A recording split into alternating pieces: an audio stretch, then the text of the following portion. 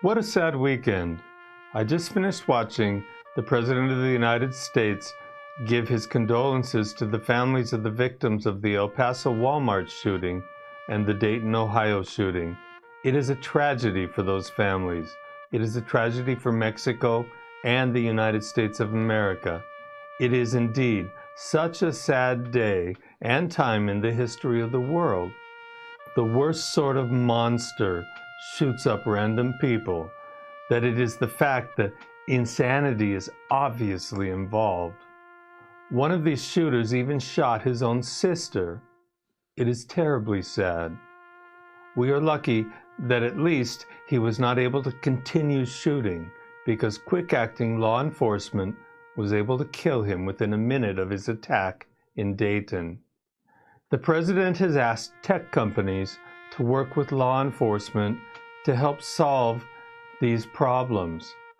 My company takes a firm stand in helping law enforcement, and within minutes of these two tragedies, we were working with FBI agents to find out what information we could to help in their investigations. Our company has always worked with law enforcement to help them with their investigations.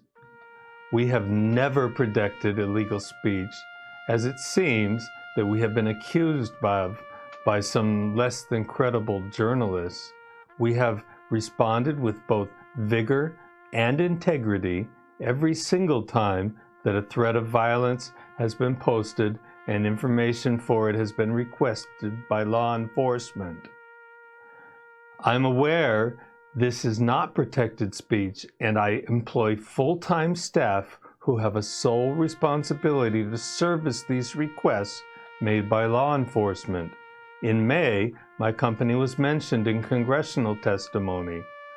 We are not such a large company, and the assistant director of the FBI, Michael McGarrity, had not heard of us, so he was unable to respond to questions about us.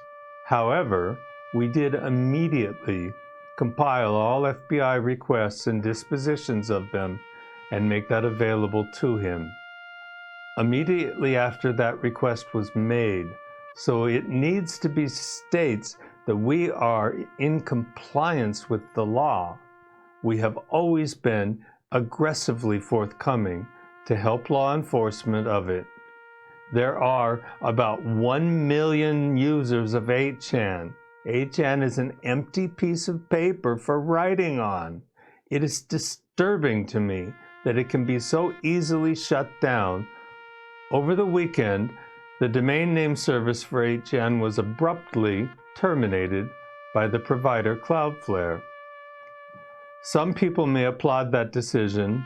It was made by one of their founders. According to his Twitter profile, he is a recovering lawyer. They are a private company and, of course, have a right to stop doing business with me.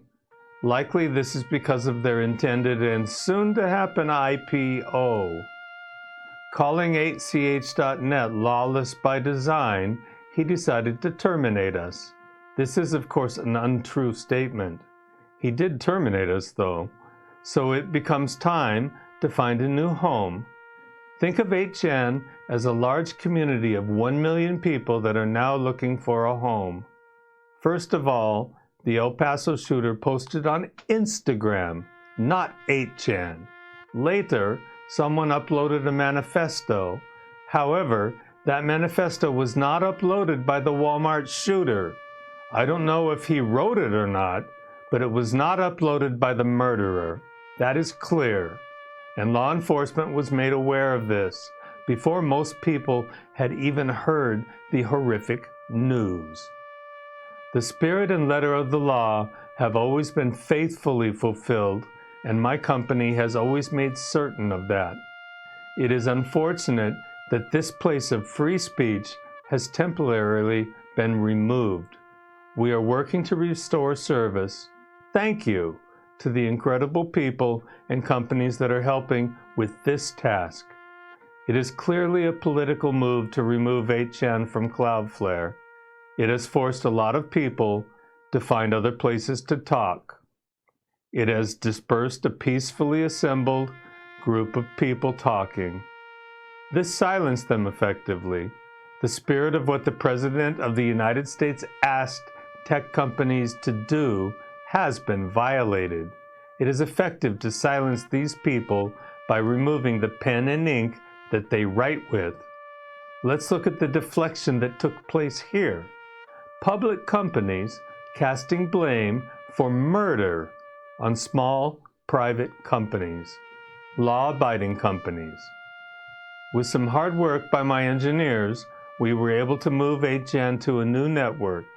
This was a smaller company.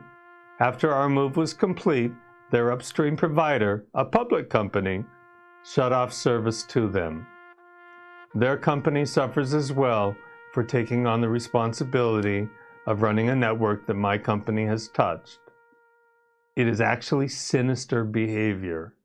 Ours is one of the last independent companies that offer a place you may write down your thoughts, free from having to worry about whether they are offensive to one group or another. Power consolidation of the media, beginning as radio and TV stations were gobbled up by a few strong and rich companies, is now moving at a breakneck pace through the internet. It will effectively silence the masses and leave them with no place to voice their messages. I want to say again that, contrary to the unfounded claim by Mr. Prince of Cloudflare, 8chan is a lawful community, abiding by the laws of the United States and enforced in the Ninth Circuit Court, where he resides and does business. His accusation has caused me tremendous damage. In the meantime, I wish his company the best and hold no animosity towards him or his cowardly and not thought out actions against 8chan. Hopefully service will be restored shortly. Again, my thoughts and prayers are for the victims of the violence everywhere.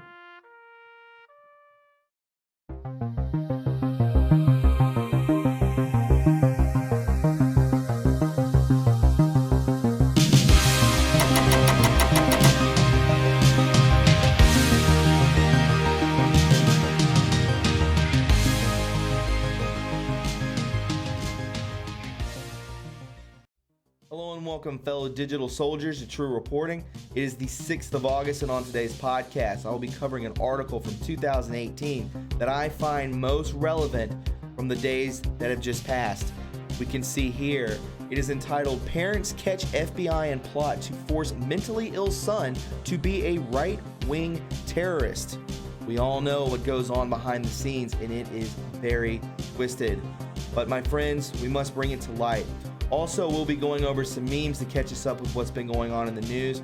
But before we get to that, will you please welcome my sponsor, Noble Gold. Hi friends, Thomas from True Reporting here. I wanted to tell you about my sponsor, Noble Gold, and what they're doing for the month of August. For the month of August, they are giving away an awesome deal for $25. You can have your choice between one of these 5 awesome US Mint coins with a combination of getting the Trump 2020 coin. These things are beautiful, and a lot of you guys have bought them, and I can promise you this, after we get done winning bigly, these things are going to triple in worth. So go to TrumpCoin2020.com and type in the promo code TRUreporting25 for your discount today. Thanks, friends, and enjoy the podcast. All right, guys, it's good to have you aboard. Let's go ahead and hop into it. This is True Reporting. So again, from February of last year, we see parents catch FBI in plot to force mentally ill son to be a right-wing terrorist. The parents of a severely mentally disabled man are speaking out on how the FBI groomed him as a right-wing terrorist, knowing he's a paranoid schizophrenic. It's become a near weekly occurrence. Somewhere in some state, the FBI will announce that they foiled yet another terrorist plot and saved lives. However, as the data shows, the majority of these cases involve psychologically diminished patsies who've been entirely groomed, armed, and entrapped by FBI agents. Simply put, the FBI manufactures terror threats and then takes credit for stopping them. While many of these cases have garnered attention and been exposed in the alternative media, a recent case out of Oklahoma sets a new low for FBI and exposes how insidious these plots can be. Through the hundreds of foiled terror plots the FBI has busted, in quotes, over the years, many of them have been focused on people of Middle Eastern descent or people associated with ISIS or Al-Qaeda. This time, in the case of Jerry Drake Varnell, the 23-year-old diagnosed with schizophrenia, accused of attempting to bomb a bank, the FBI fomented terror from a right-wing dialogue. In a June meeting with the agent, according to FBI documents, Varnell described himself as a believer in three-percenter ideology, a right-wing group claiming to be committed to standing against and exposing corruption and injustice. According to federal documents, Varnell drove what he believed was a stolen van containing 1,000 pounds of ammonium nitrate bomb on a Saturday morning to blow up an Oklahoma City bank. Vile indeed. However, if we backtrack just a bit to when the FBI began grooming their would-be right-wing militia terrorist, the vileness comes directly from the government. The FBI knew he was schizophrenic. Varnell's parents declared on Wednesday in an open letter bravely published by News OK. They said in quotes, underneath his condition, he is a sweet-hearted person, and we are extremely shocked that this event has happened. However, what truly has us flabbergasted is the fact that the FBI knew he was schizophrenic. The FBI clearly knew that he was schizophrenic because they have gathered every ounce of information on him. Yet they knowingly continued to groom him, despite their clear immoral implications. When they began grooming him, according to the family, the FBI knew that Varnell was declared mentally unfit to live by himself and that he was a paranoid schizophrenic. Without their criminal informant and the FBI tactics playing mind games with the vulnerable man, the idea of committing an act of terror would have likely never materialized. In quotes, what the public should be looking at this is the fact that the FBI gave our son the means to make this happen. He has no job, no money, no vehicle, and no driver's license due to the fact that he is a schizophrenic, and we, his parents, do everything we can to possibly keep him safe and functional. The FBI came and picked him up from our home. They gave him a vehicle, gave him a fake bomb, and every means to make this happen, none of which he had access to on his own. The parents noted that during the setup, they suspected something was going on, and Jerry's father told the informant to stay away from their son. However, according to the parents, the informant, in quote, continued to sneak onto our residence. The FBI paid him to continue this operation, and I believe they have cleared his criminal record. Because they knew Varnell had severe mental disabilities, the FBI should have stopped their plans to do this and immediately sought an option of hospitalization. However, they passed on. Knowing a sane person would likely never attempt to blow up a bank, the FBI deliberately targeted a severely delusional and mentally ill person. This is wrong on so many levels. Will the next mass murderer they groom come directly from a mental institution? The FBI should have filed conspiracy on our son and had him committed to a mental institution. They should not have aided and embedded a paranoid schizophrenic to commit this act. There are many more facts that I will not make public that will support my son and the disturbing acts made by the FBI. They say here, yet any person that has access to materials and the state of mind necessary to bomb a building will not have any need for a schizophrenic who has no resources to contribute. Clifford and Melanie Varnell, Jerry's parents, make a powerful point.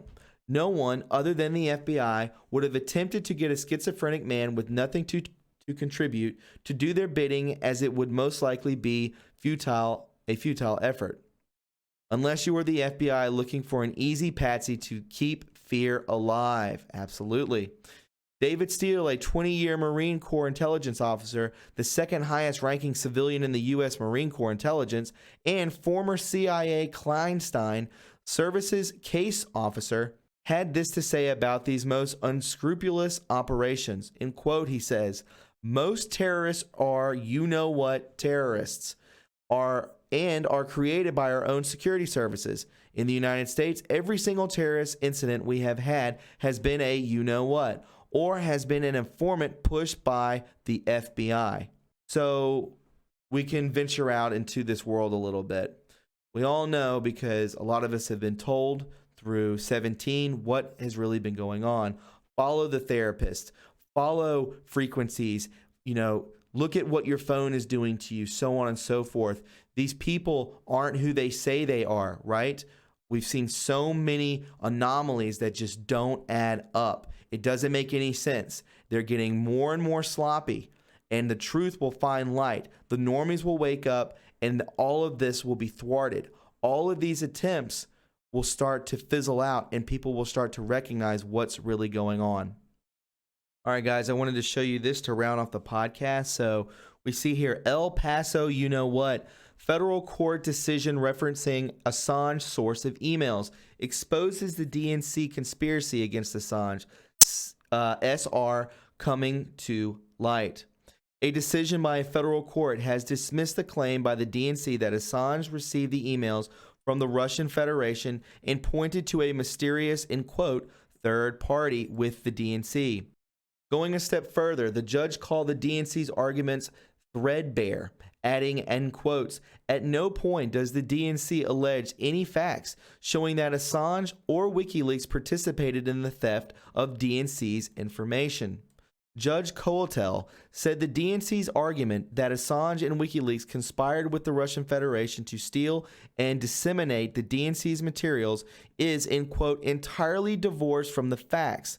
The judge further ruled that the court is not required to accept conclusory allegations asserted as facts.